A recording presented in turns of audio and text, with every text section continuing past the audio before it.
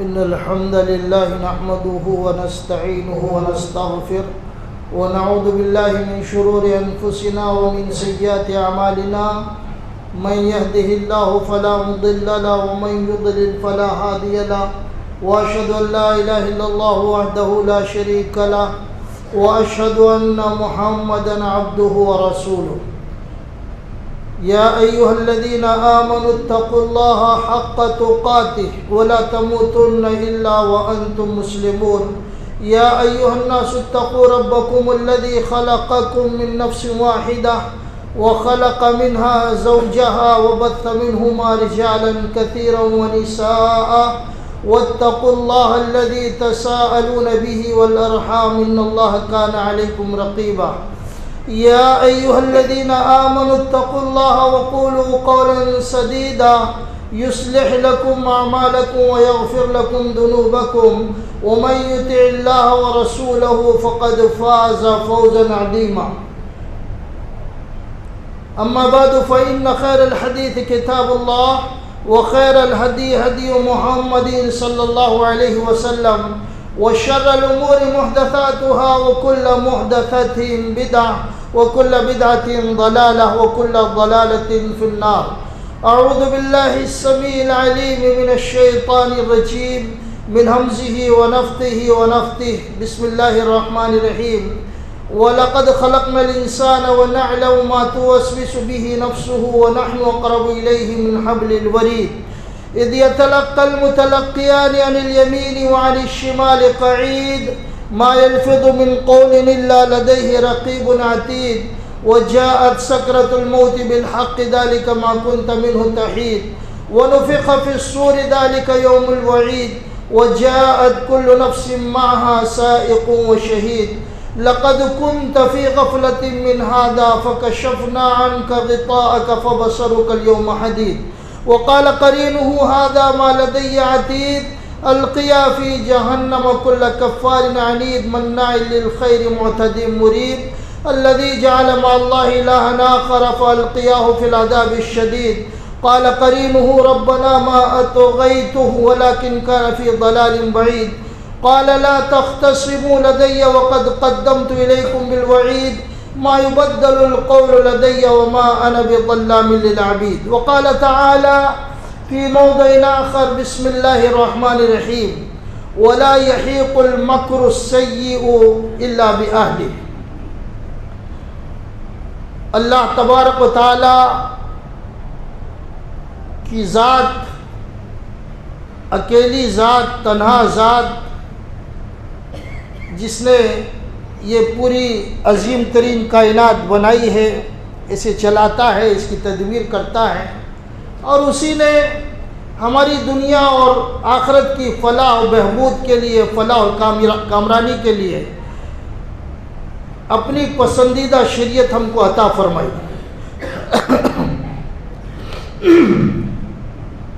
اسی کے لیے ہر قسم کی حمد و ثنا خوبی اور بڑائی ہے اس کی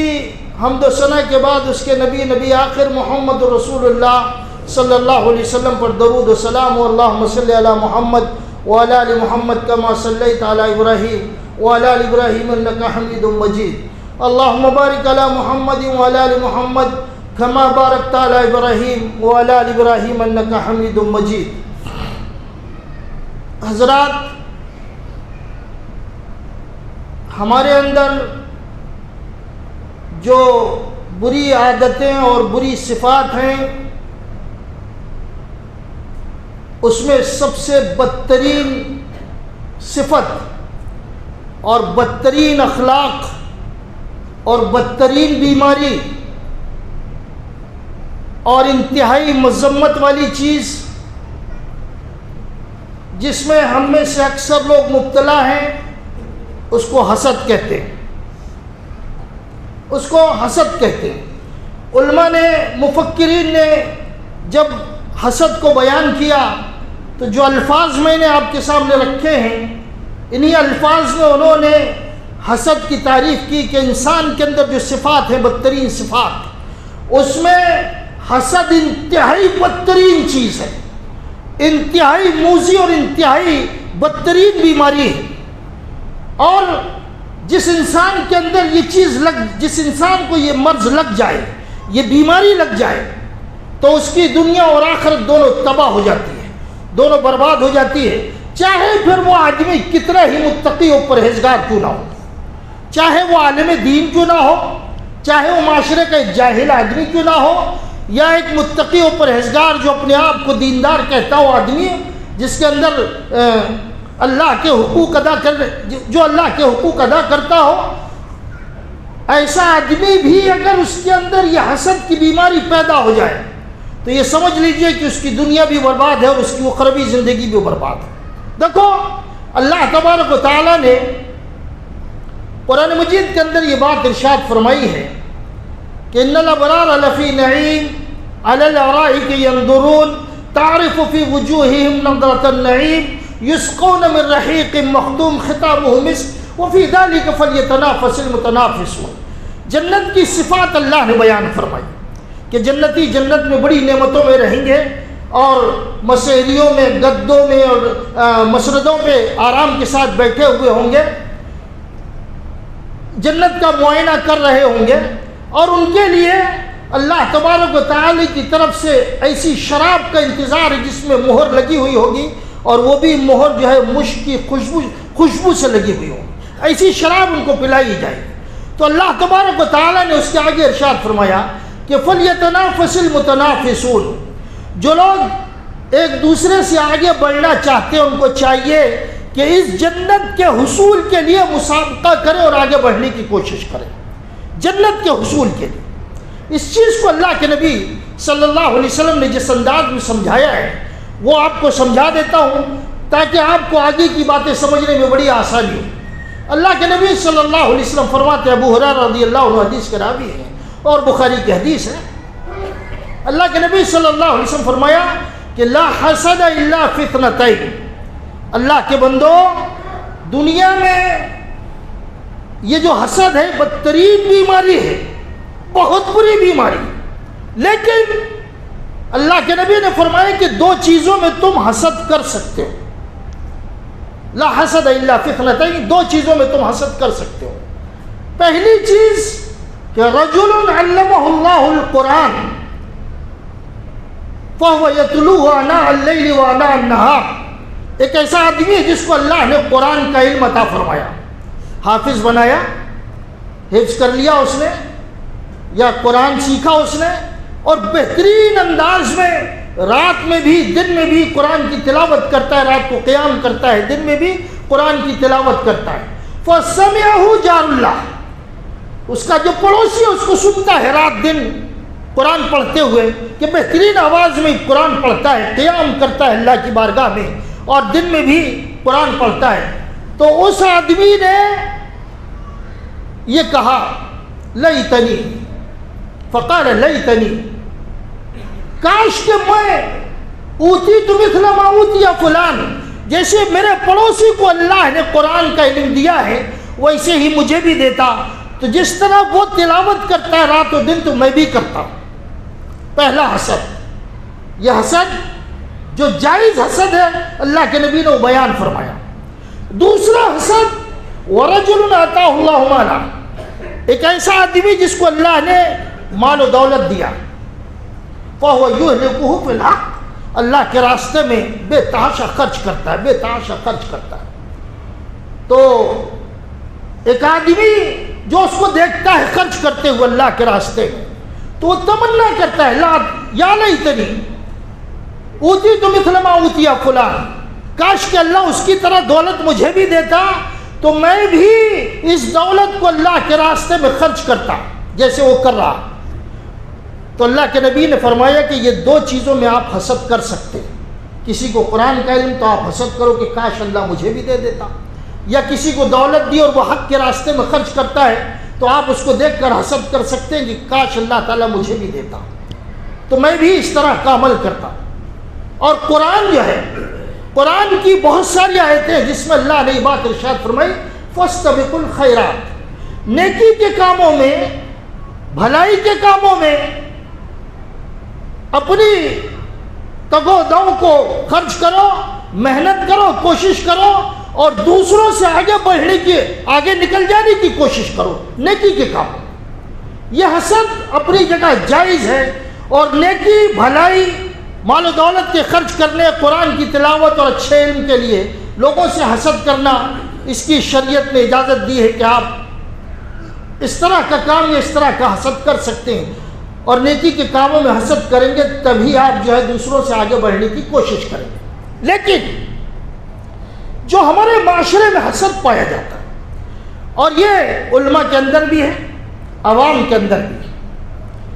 پڑھے لکھے لوگوں کے اندر بھی ہے، جاہلوں کے اندر بھی ہے، اور بڑے عجیب و غریب انداز میں یہ حسد پایا جاتا ہے۔ حسد کی تعریف جو لوگوں نے کی ہے وہ آپ کو پہلے سمجھا دیتا ہوں کہ الحسد کراہت النعمت وحب زوالها علی المنعم علیہ۔ جو لوگوں نے تعریف کی ہے علماء نے کہ حسد کہتے ہیں اس چیز کو کہ کسی کی نعمت کو دیکھ کر آپ ناپسند کریں، کسی کو بھی اللہ نے جو بھی نعمت دی ہے اس کو آپ ناپسند کریں، اور یہیں پر حسد کی تعریف ختم نہیں ہوئی، اس کو یاد رکھنا۔ پھر اس کے بعد دوسری تمنا آدمی اس کی نعمتوں کو دیکھ کر جلنا، اس کو ناپسند کرنا، اس کے ساتھ ساتھ آدمی یہ تمنا اور آرزو کرے کہ اس کی نعمتیں جو ہیں وہ چھن جائیں، زوال پذیر ہو جائیں، جتنی بھی نعمت اس کو ملی ہے وہ زوال پذیر ہو جائے، اس کی نعمتیں ختم ہو جائیں، اس کو حسد کہتے ہیں۔ کہ کسی کی نعمت کو دیکھ کر جلنا اور یہ تمنا اور آرزو کرنا، یہ چاہنا کہ اس کی نعمتیں ختم ہو جائیں، اس کو حسد کہتے ہیں، اس کو حسد کہتے ہیں۔ اور انتہائی خطرناک اور انتہائی موذی مرض ہے یہ، انتہائی خطرناک۔ اللہ تبارک و تعالیٰ نے قرآن مجید کے اندر سورہ مائدہ میں 3-4 آیتوں میں، 4-5 آیتوں میں ایک بات بیان فرمائی۔ اللہ تعالیٰ فرماتا ہے وَاتْلُ عَلَيْهِمْ نَبَأَ ابْنِ آدَمَ إِذْ قَرَّبَ قُرْبَانًا فَتُقُبِّلَ مِنْ أَحَدِهِمَا وَلَمْ يُتَقَبَّلْ مِنْ آخَرٍ۔ اللہ تعالیٰ نے ارشاد فرمایا کہ اے نبی، ان لوگوں کے درمیان آدم کے 2 بیٹوں کی بات یا ان کا واقعہ بیان کرو، آدم کے 2 بیٹوں کا واقعہ بیان کرو۔ میں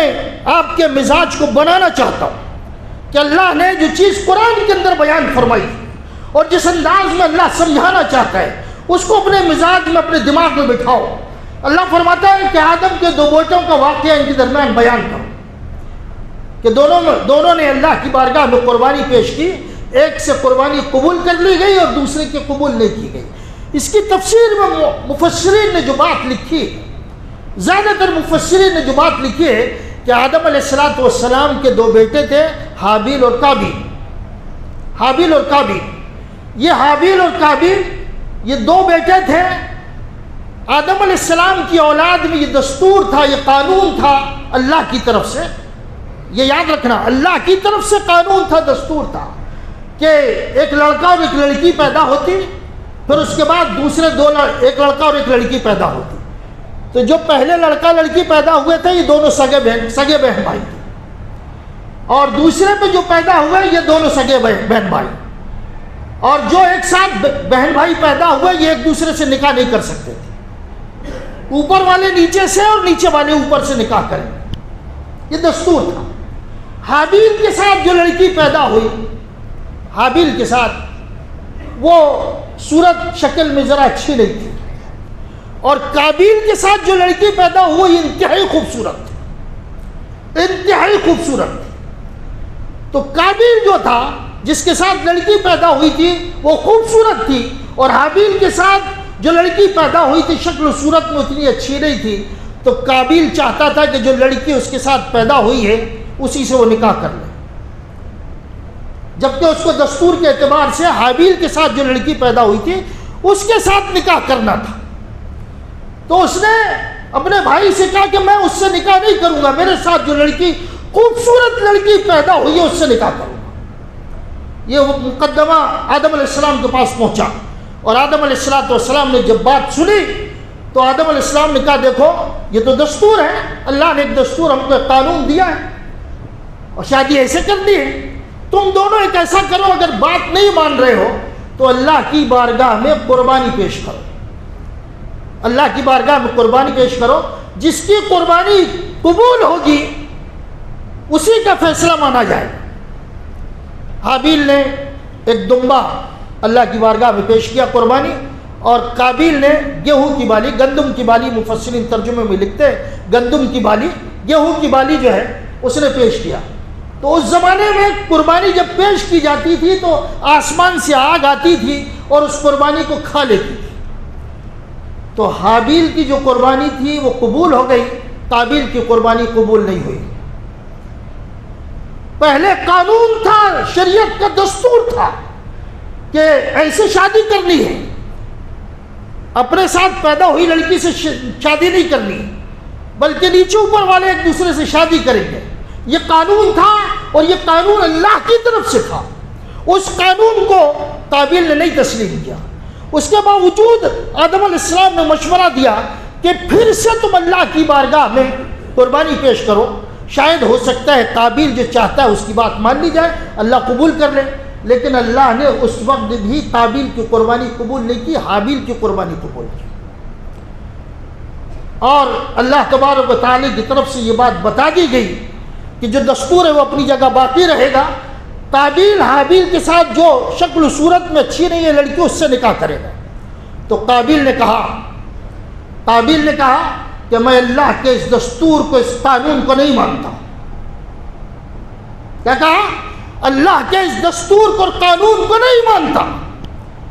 اور پھر اس کے بعد جو جملہ مفسرین نے لکھا ہے، انہوں نے لکھا کہ وہ حسد میں مبتلا ہو گیا کہ خوبصورت لڑکی حابیل کو کیوں ملے، مجھے کیوں نہ ملے۔ تو اس معاملے میں وہ حسد کا شکار ہو گیا۔ غور کرنا، وہ حسد کا شکار ہوا اور اسے اپنے بھائی سے کہا کہ لاقتلنک، میں تجھے قتل کر دوں گا، اگر تو نے میری بات نہیں مانی تو میں تجھے قتل کر دوں گا۔ تو حابیل جو تھا اس نے کہا کہ تو قتل کر دے، مجھے قتل کر دے، میں تیرے اوپر ہاتھ نہیں اٹھاؤں گا، میرا بھی اور تیرا بھی گناہ تیرے ساتھ، میں تیرے اوپر ہاتھ نہیں اٹھاؤں گا۔ قابیل نے اپنے بھائی حابیل کو قتل کر دیا، اور قتل کرنے کے بعد وہ یہ سوچنے لگا کہ اس کو کروں کیا۔ تو اللہ نے فبعث اللہ غرابا، اللہ نے کوا بھیجا، وہ کوا زمین کھودنے لگا اور اشارہ دیا کہ یہ زمین کھود کے تو اپنے بھائی کو دفن کر دے۔ تو قابیل نے سمجھ لیا، جو قاتل تھا اس نے سمجھ لیا اور یہ کہا کہ اس کوے سے بھی زیادہ گیا گزرا ہوں، مجھے نہیں معلوم کہ قتل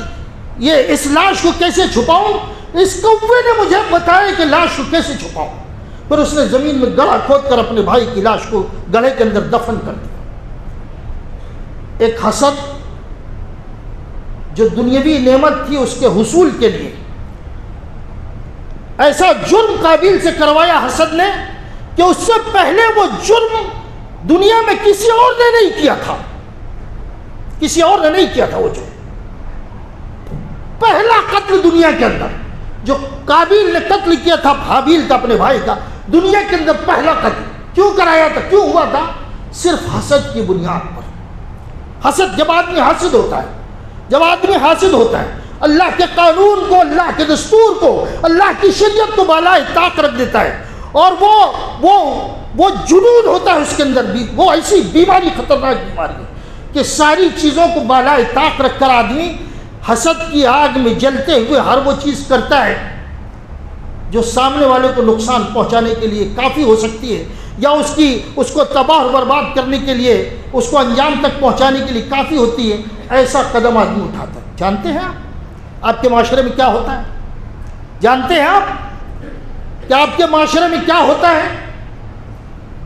کیا ہوتا ہے آپ کے معاشرے؟ ایک مثالیں آپ کے معاشرے میں۔ کوئی آدمی اگر اچھا کھانے لگا، اچھا پہننے لگا، اچھی گاڑی لے لی، اچھا مکان لے لیا، تو میں حسد کی آگ میں مبتلا ہو کر غیروں کی عدالت میں یا غیروں کے پاس جا کر اس آدمی کے تعلق سے کہتا ہوں کہ دیکھو تو ذرا صحیح کہ اس کے پاس دولت کہاں سے آئی، دیکھو تو ذرا صحیح اس کے پاس دولت کہاں سے آئی۔ تو ہم عدالت کے پاس یا وہ محکمے کے پاس جاتے ہیں جو محکمہ اس آدمی کی تفتیش کرنے کے لیے آ جاتا ہے، اور بیچارہ کھاتا پیتا پریشان ہو جاتا ہے، دولت چھن جاتی ہے، گاڑیاں چھن جاتی ہیں، مکان ضبط ہو جاتا ہے۔ یہ کون کرتا ہے؟ مسلمان۔ ایک معمولی سی چیز، ایک بچے کا کسی لڑکی سے رشتہ ہونا ہے، لڑکی اچھی بھلی ہے، خوبصورت ہے، تو حاسدین چاہتے ہیں کہ کیوں یہ لڑکی خوبصورت اس کو ملے، تو دنیا بھر کی برائی اس لڑکی کی کر دیتے ہیں، دنیا بھر کی برائی، تاکہ وہ لڑکی اس کو نہ ملے۔ ایسے ہی لڑکے کے ساتھ معاملہ ہے کہ کیوں یہ کرتا پھرتا کام کرنے والا، نوکری والا، تجارت والا لڑکا اس لڑکی کو ملے یا فلاں کو ملے، تو اس لڑکے کو بہکا دیتے۔ ارے جناب کہاں جا رہے ہو آپ؟ وہ تو ایسا ایسا معاملہ ہے۔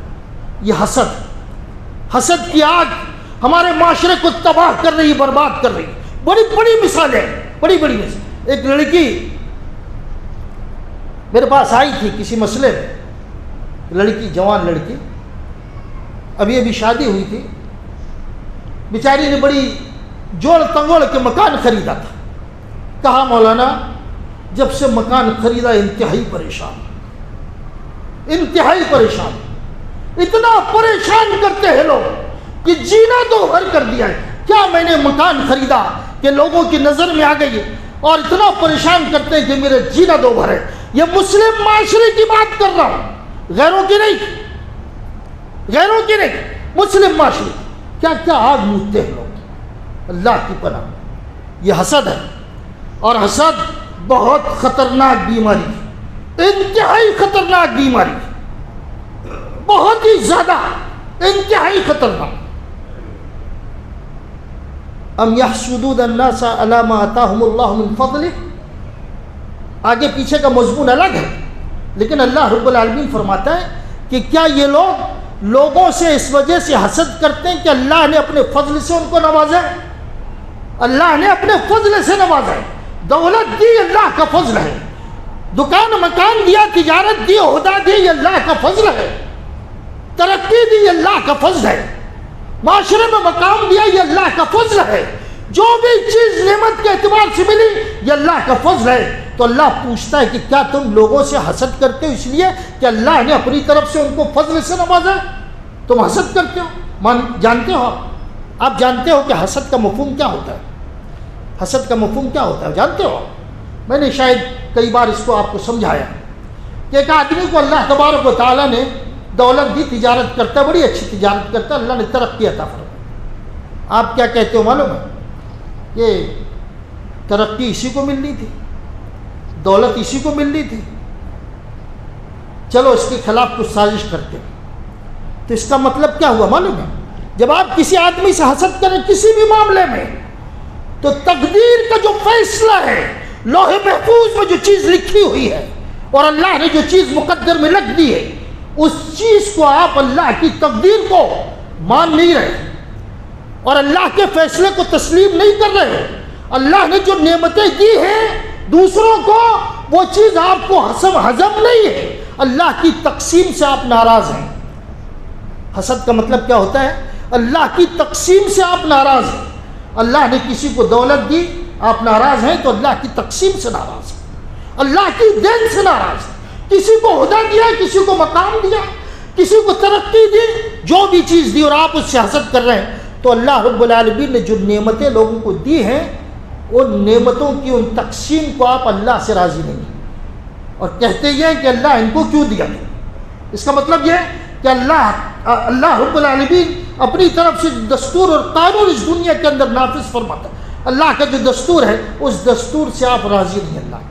اور جو انسان اللہ کی تقسیم سے، اس کے دستور سے راضی نہ ہو، تو آپ سوچو کہ اس کا ایمان کس مقام پر۔ اللہ کے نبی نے یہی چیز سمجھاتے ہوئے فرمایا کہ لا یجتمعان فی قلب عبد، دو چیزیں ایک مومن آدمی، ایک کسی بھی بندے کے دل میں دو چیزیں کبھی جمع نہیں ہو سکتی۔ لا یجتمعان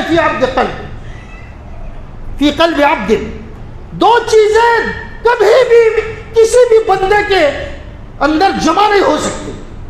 الایمان والحسد۔ پہلی چیز ایمان اور دوسری چیز حسد، یہ کسی بھی سینے میں ایک ساتھ دونوں چیزیں جمع نہیں ہو سکتی۔ میں اور اگر آپ چھوٹے سے چھوٹے کم سے کم معمولی سے معمولی حسد میں اگر مبتلا ہیں تو مجھے اپنے ایمان کے بارے میں تھوڑا سوچنا چاہیے کہ واقعی میں مومن ہوں، میرے اندر ایمان ہے کہ نہیں۔ نبی کا فرمان ہے کہ کسی سینے میں یہ دو چیزیں ایک ساتھ جمع نہیں ہو سکتی، ایمان اور حسد، یہ کبھی جمع نہیں ہو سکتے۔ اگر آپ واقعی ایمان والے ہیں تو نہ آپ کسی کی چھوٹی نعمت پر جلیں گے نہ بڑی نعمت پر جلیں گے، اور اگر باریک سے باریک نعمت کے تعلق سے کسی بھی فرد کے تعلق سے آپ کے اندر حسد ہے تو یہ سمجھ لو کہ آپ کے سینے کے اندر ایمان موجود ہے۔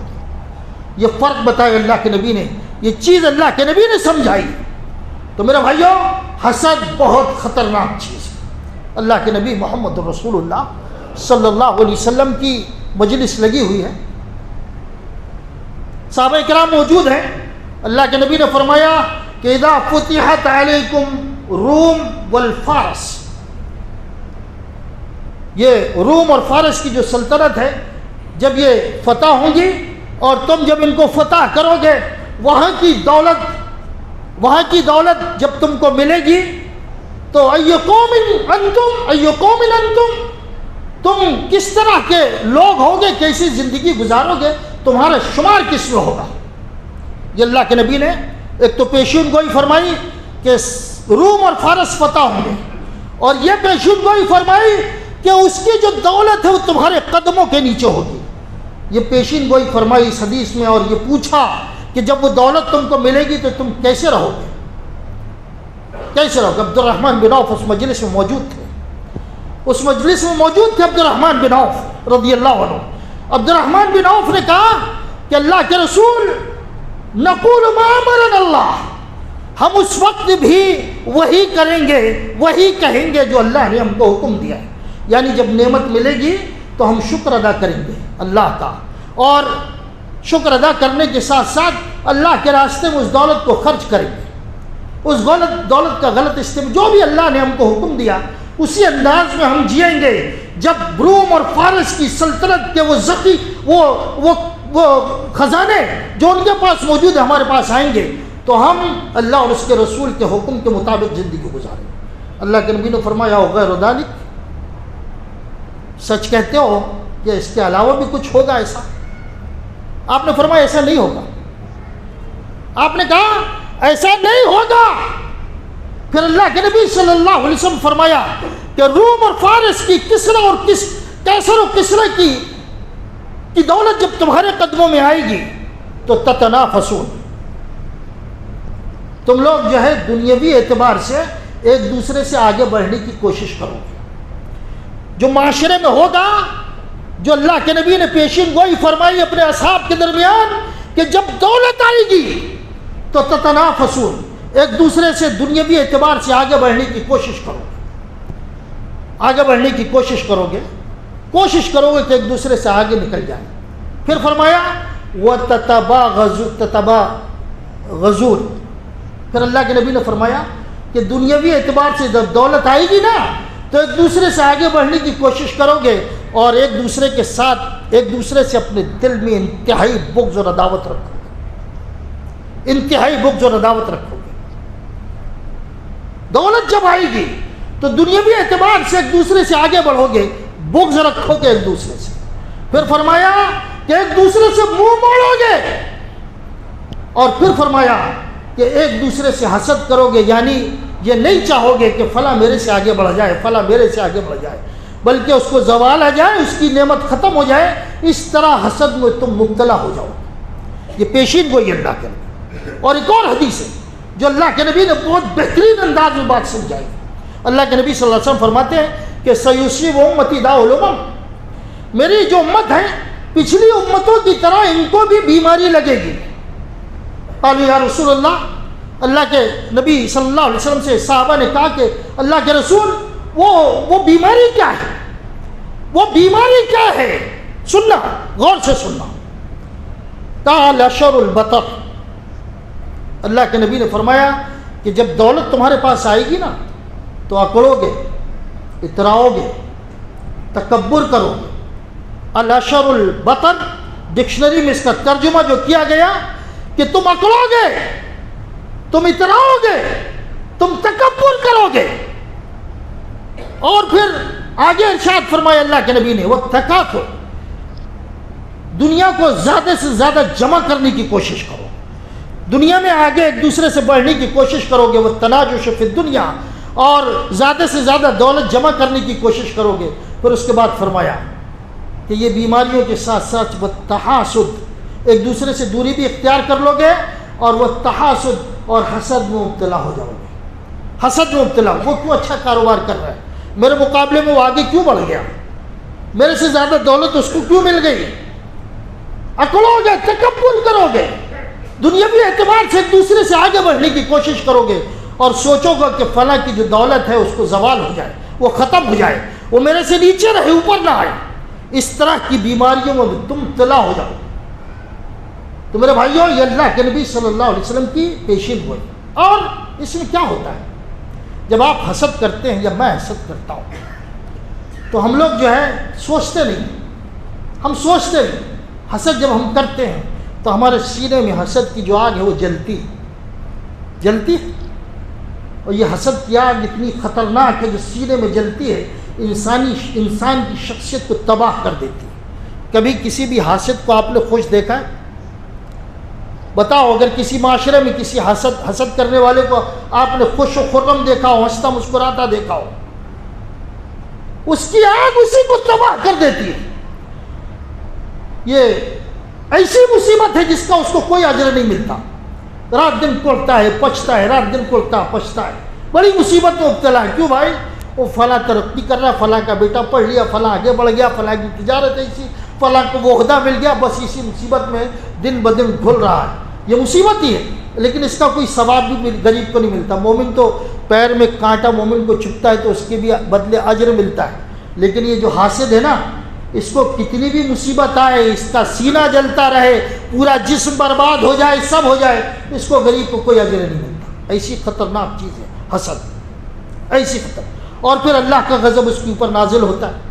اور پھر اس کو اچھے کام کرنے کی توفیق بھی نہیں ملتی، پوری زندگی ایسے گزار دیتا ہے۔ اتنی خطرناک چیز۔ اور یہ ایسے لوگ ہمیشہ دوسروں کے خلاف سازش کرتے ہیں، ہمیشہ ایسے لوگ دوسروں کے خلاف سازش کرتے ہیں، الگ الگ انداز ہوتے ہیں سازش کے۔ یہ میری ماں اور بہنوں کو بھی سمجھانا چاہتا ہوں کہ باریک سے باریک حسد ہو، چھوٹے سے چھوٹا حسد ہو، اور بڑے سے بڑا حسد ہو، یہ ہماری شخصیت کو تباہ کرتا ہے، برباد کرتا ہے، ہماری شخصیت کو مٹا دیتا ہے، نہ دنیا میں کسی لائق رکھتا اور نہ آخرت میں کسی لائق رکھتا۔ اور جب ہم لوگوں کے خلاف سازش کرتے ہیں تو قرآن نے ایک دستور ہم کو بتایا، قرآن نے ایک دستور بتایا، اس دستور کو یاد رکھنا ہمیشہ۔ وہی آیت میں نے خطبہ مسنونہ کے بعد پڑھی تھی، وَلَا يَحِيقُ الْمَكْرُ السَّيِّئُ، یہ جو برا مکر ہم کرتے ہیں لوگوں کے خلاف جو ہم برا مکر کرتے ہیں، قرآن کا دستور ہے، اللہ کا دستور ہے کہ جو لوگ بھی لوگوں کے خلاف دنیا کے اندر برا مکر کرتے ہیں، ان کے خلاف سازش کرتے ہیں، کسی بھی طرح کی ان کو نقصان پہنچانے کی کوشش کرتے ہیں، تو یہ مکر انہی کی طرف لوٹتا ہے، یہ مکر انہی کی طرف لوٹتا ہے۔ نقصان ہو نفع ہو، یہ ساری چیزیں اللہ کے ہاتھ میں، آپ کو نفع اور نقصان پہنچے نہ پہنچے، کسی کے مکر کا نقصان پہنچے نہ پہنچے، یہ اللہ کے ہاتھ میں۔ لیکن جو آدمی مکر کرتا ہے اس کا مکر اسی کی طرف لوٹ کر آتا ہے، یہ اللہ کا دستور ہے، یہ اللہ کا قانون ہے۔ جب کسی سے حسد کرو اور جب کسی کے تعلق سے اس کی نعمتوں کے زوال کی تمنا کرو یا سازش کرو، تو یہ یاد رکھنا، جو سازش کر رہے وہ سازش تمہاری طرف لوٹ کے آئے گی، یہ اللہ کے دستور اور قانون ہے، یہ اصول ہے شریعت کا۔ قرآن نے اس بات کو کہا ہے، سورہ فاطر کی آیت ہے، اس کو اٹھا کر دیکھنا کبھی، کہ اللہ رب العالمین فرماتا ہے کہ جب بھی تم لوگوں کے خلاف مکر کرو گے، سازش کرو گے، اس سازش کا، اس مکر کا وبال تمہارے اوپر پہنچے گا، تمہارے اوپر پہنچے گا۔ اور ایک بات اور بھی کہی اللہ کے نبی صلی اللہ علیہ وسلم نے کہ لا یزال الناس بخیر، آپ اگر چاہتے ہیں کہ آپ ہمارا معاشرہ اچھا رہے، ہم بہتر انداز میں زندگی گزاریں، ہمارے معاشرے میں بھلائی ہو، تو اللہ کے نبی صلی اللہ علیہ وسلم نے فرمایا کہ ایک دوسرے سے حسد کرنا چھوڑ دو، تمہارا معاشرہ بہترین معاشرہ بن جائے۔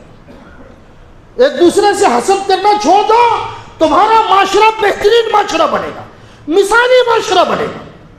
میرے بھائیوں، یہ بہت خطرناک، بڑا موذی مرض ہے، انتہائی خطرناک، انسان کے جسم کو تباہ کرنے والا مرض ہے اور دنیا اور آخرت برباد کرنے والا مرض ہے۔ اللہ سے دعا مانگو کہ اللہ رب العالمین ہمارے دلوں کو صاف اور شفاف کر دے۔ اے اللہ، ہمارے بھائیوں کے ساتھ ہم کو الفت اور محبت کے ساتھ پیش آنے کی توفیق عطا فرما، ایک دوسرے کے کام آنے کی توفیق عطا فرما، ایک دوسرے کے لیے بھلائی کا کام کرنے کی توفیق عطا فرما، اور جس طرح کی بھی گندگی اس اعتبار سے ہمارے دل میں ہے، اللہ اس گندگی کو ہمارے سے دور فرما دے۔ اللہ ہم کو ایمان پر زندہ رکھ، ایمان پر موت عطا فرما، آمین۔ وآخر دعوانا الحمدللہ رب العالمین۔